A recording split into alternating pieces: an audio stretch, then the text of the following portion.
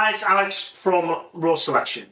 Today's book review is one of my favourite books, and that's coming from hundreds and hundreds of different books that I've read. This is 7 Strategies to Wealth and Happiness by Jim Rohn. Before we jump in here, if you would please subscribe to the channel and hit the like button in order to support everything we're doing on the Raw Selection YouTube channel. The book emulates a story of Jim's life, talking about his early career when he was struggling, when he was poor, and he got mentored by his real-life mentor, Earl Shoaff.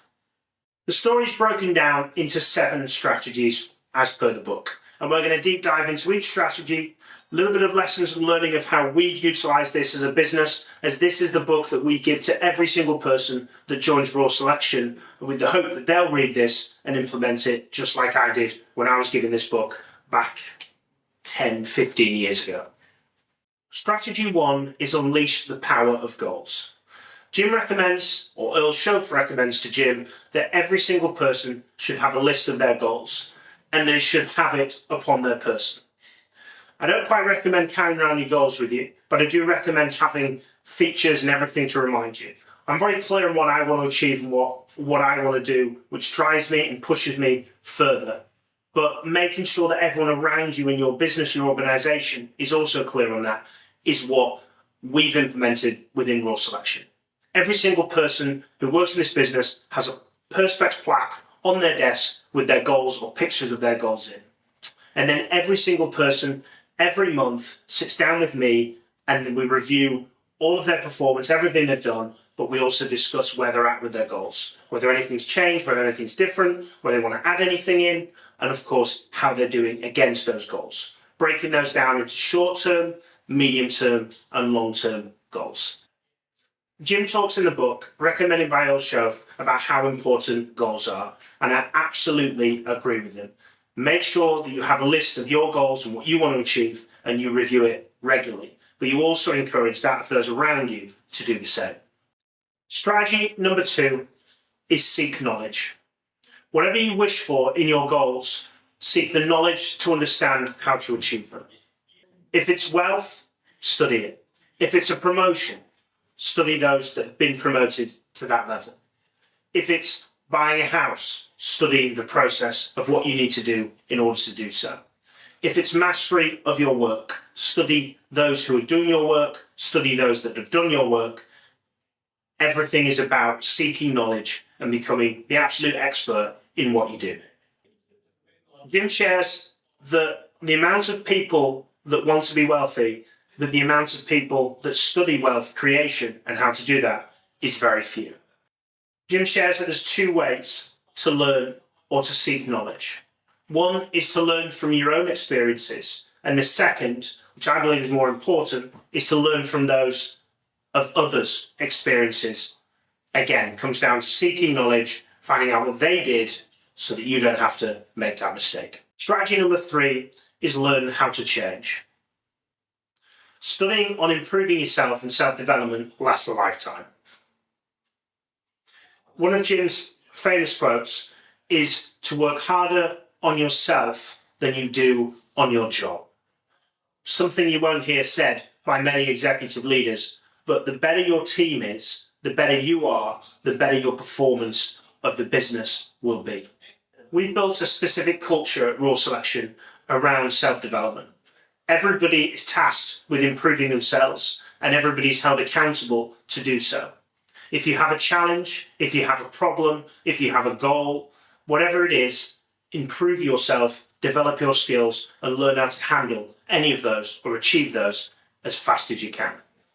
Another Jim Rohn quote is, income rarely exceeds self-development. He talks in the book how he discovered that one person could earn $50,000 a year, and yet another could earn $50,000 a day. It's not about the hours that you work. It's about the value that you bring. The more valuable you are to an organisation, the more income that you will receive. He then goes to talk about the seasons, and he reviews the seasons of life, seasons of business, and I really like this analogy because it prepares us for the winter when things are hard, but we know it's coming. We always know there's a downturn. Prepares us for the spring, that we always know there's an opportunity and it's a time to take that. Takes for the summer, which is the time to avoid risk and prepare for what is about to come, which is fall. And fall he sees as a time to take responsibility. Jim then discusses the three areas of change. One is spiritual, two is mental, and the last is physical. Mental change is all around self-development, self-improvement, and that's obviously a big part of this book. Strategy 4 is about controlling your finances. Here Jim starts with a contentious element around paying tax and being happy in your tax payments. If you imagine all the roads and everything's been laid out, you're contributing to being able to drive to work. Imagine how much it would cost to lay a road just to get yourself to the office. He comments around the goose that lays the golden egg. He then goes slightly against what he's just said, but not against it, but in order to put a caveat there. And he shares that you shouldn't pay too much and that you should take advantage of what the government shares as opportunities for you to maximise your wealth and your tax payment. So if they have X scheme, Y scheme, to do so because that is funding the economy. And the government believes that if they give a certain tax break here, that will fuel the opportunity for growth, either in that industry or with the GDP of the country. I have to admit, it's something I'm still working on, is being happy to pay tax, but we're slowly getting there. Jim then talks about the 70-30 rule when it comes down to income. The remaining 30, so 70% should be spent on living, and you should have the remaining 30%. One of those, 10% of that should be given to charity, 10% of that should be given to investments, and 10% of that should be put into savings. Strategy number 5 is mastering time. And he has 4 approaches for the different types of people around time mastery. One is the drifter mentality. The person who doesn't have an affliction to time. Time is just a thing that they ignore and they go about their day and working through it. Number 2 is the 9-to-5er. They operate between those hours and that's what they operate within. Nothing more, nothing less. Number 3 is the workaholic. They work every hour under the sun and every opportunity. And number 4 is what he calls the entitled time manager. He uses a blend of all of those different areas when needed. If times are tough, the workaholic may come out. If times are good, he'll reap that opportunity to spend more time with family and more time as a drifter, not thinking about time.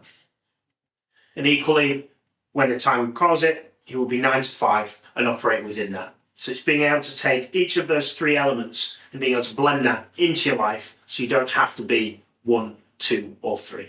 Strategy number 6 is surround yourself with winners. One of my favourite quotes is you are the average of the 5 people you spend the most time with. Now that's been attributed to lots of people, but Jim said it regularly throughout his books and his speeches. You have to be careful with who you spend your time, as they will peck at your goals, they will put you down, they will bring you to their level, you will begin to emerge out of those people, and they will begin to tell you that no, you should stop, you should not achieve. You want to surround yourself with top performers and top individuals, because they will make you better and they will bring you up rather than bring you down. Jim uses a garden analogy. You have to look in your garden and remove the weeds. The weeds are the people that ruin the day, ruin your perspective, ruin your chasing your goal, and ruin your mindset. Remove your weeds and surround yourself with that in the garden of which you wish to be spending time with. Strategy number 7 is learn the art of living well. Don't just live, live well. In this part, Jim talks about giving tips. He always talks about if you're considering 2 levels of tips, always tip the highest. He talks about the element of joy you give from giving people more, from sharing your wealth and your experiences with other people. He talks about the 2 quarters type mentality. If you have a choice between a quarter and 2 quarters, give 2 quarters. If somebody's just giving you the best world-class shoe shine, as he references in the book, not as commonly used today, but this was written a long time ago, then reward that person adequately as a tip for their work, and you will find significant joy in doing so. He talks about being happy with what you have whilst also pursuing what you want. When I first read this book, I wrote down in the back of it a list of goals. I wrote down short term, medium term, and long term. Every single one of them I achieved bar two. Those two were irrelevant. I didn't really want them, and that's possibly going to happen to you. This book has been incredibly immersive and important within my career and really made a change between what I was doing then to certainly what I've achieved now. I hope this book recommendation and review gives you an insight into this fantastic book and gives you the value that it's brought to me. Thank you very much for watching, and if you've enjoyed this video, please do give it a like.